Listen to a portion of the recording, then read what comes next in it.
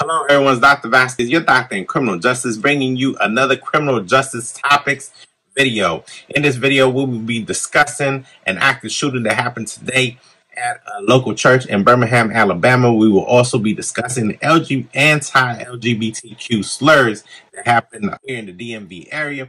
And lastly, we're going to talk about a tragic incident involving 4 teenagers, armed car robbery. All right, so stay tuned for what comes next. Thank you so much.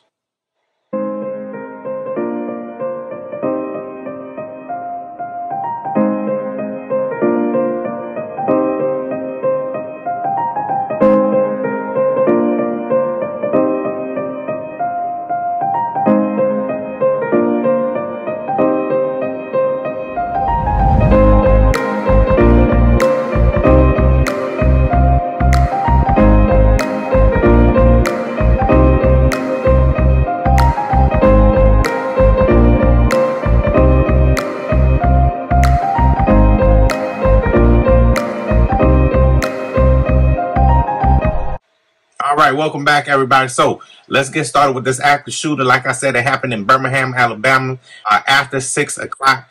We don't know. There was a potluck that was happening at the church. We don't know. These two incidents were linked together, but it happened at the church while that was going on. Unfortunately, 2 people have lost their lives.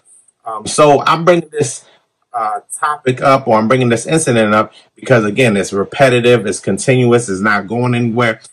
First question for you, the public, is who should be providing security for these churches? They pay taxes. Obviously, it's open to the public and so on. So should the church have private security? Should it be the local police department? And, you know, how can we safeguard against these active shooters that obviously they continue to happen? So we have to do something, right? There has to be a solution. And going into the second incident, there was an incident of LGBTQ slurs, anti-slurs that happened here in the DMV area. Someone went to 2 different libraries and they spray painted anti-LGBTQ sentiment on those libraries. Individuals taken into custody. And I'm bringing it up because when I read the article, the first thing I thought about is classified as a hate crime. Now, hate crime, you're affecting quality of life, you're instilling fear, you're impeding someone's free movement. So for me, when I read that, I think I consider it as terrorism.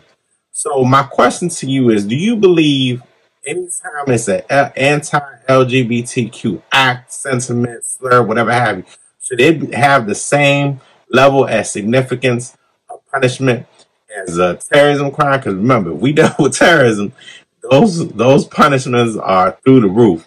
Think about it, let me know, because they kind of go hand in hand with each other. I would argue to say yes. My last story that I'm going to provide you is it happened here in the DMV area. It was a group of teenagers that went out one night that did an armed carjacking. Someone brandished a weapon. You had an 18 and 17-year-old male. You had a 15 and 16-year-old female. They brandished the weapon. They took the vehicle. Lo and behold, the owner had a GPS tracking system on the vehicle. Police and law enforcement caught up to them the next day. The 18, 17-year-old and the 16-year-old are being charged as adults. They didn't let the 15-year-old go, but they're not charging her as an adult.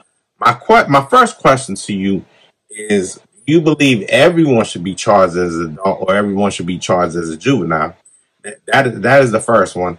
The second one, I would argue to say that during the summertime, when there's no school, rates of carjacking go up. So how do we safeguard against that? Is that an HOA, homeowners association issue? Is that a law enforcement issue? Is that a housing issue? You know, how do we safeguard? And my last question when it comes to this issue is, where are the parents at?